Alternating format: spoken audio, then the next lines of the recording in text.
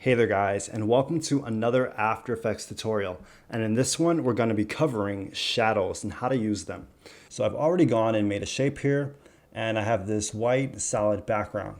Now I've made them 3D as well because when you're using shadows, you have to have your layers in 3D. And we need to create a light so that a shadow can actually be cast. So I'm going to right click, go up to New, and then go to Light.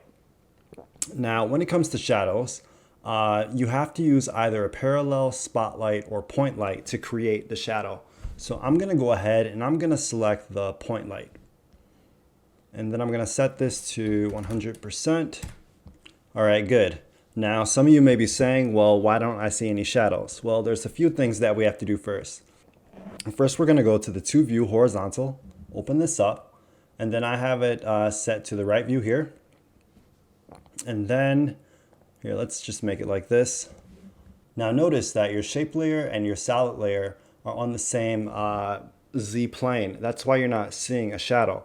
So to see a shadow, you actually have to pull the shape layer out further like this.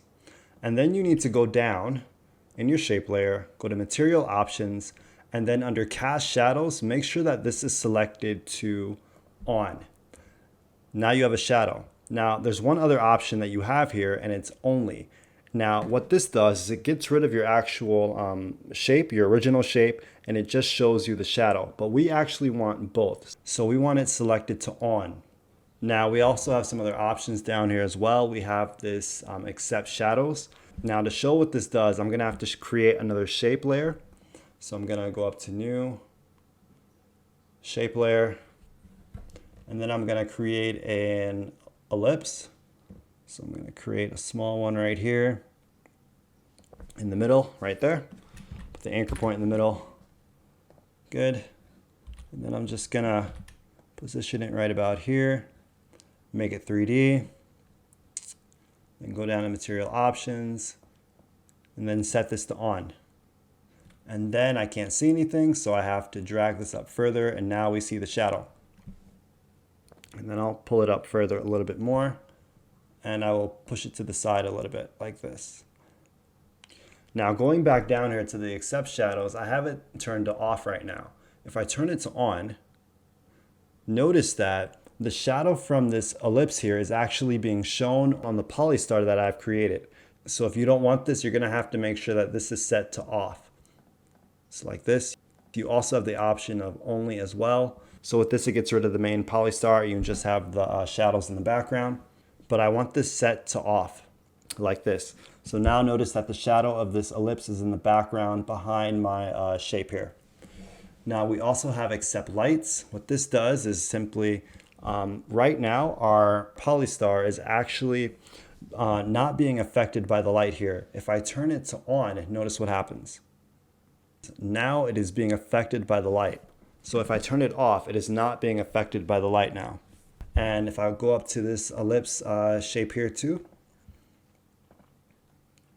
and if I set this to Accept Lights to Off, it is not being affected by the light as well.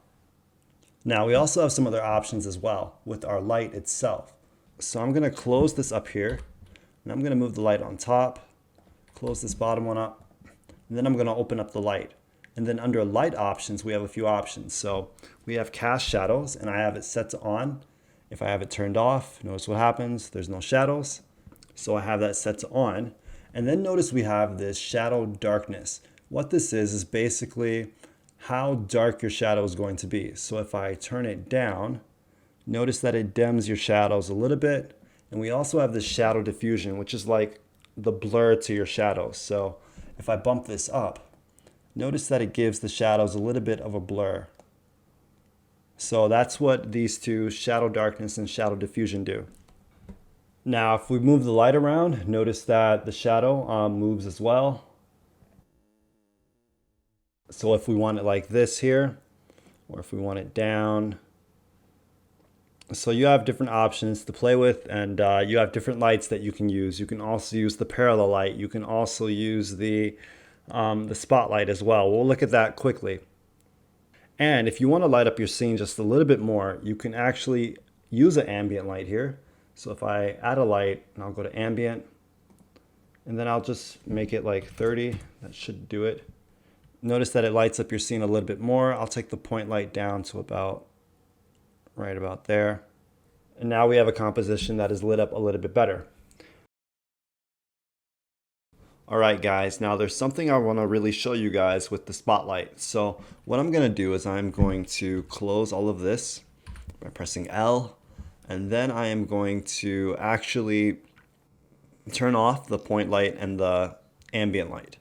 Then I'm going to right click, go up to new, go up to light, then I'm going to select spotlight, and I have it at 70%. Press OK. Now notice that with the spotlight, it's very similar to our point light, but notice that when we move it now, the shadows in the background are not being moved. So this is different from the point light.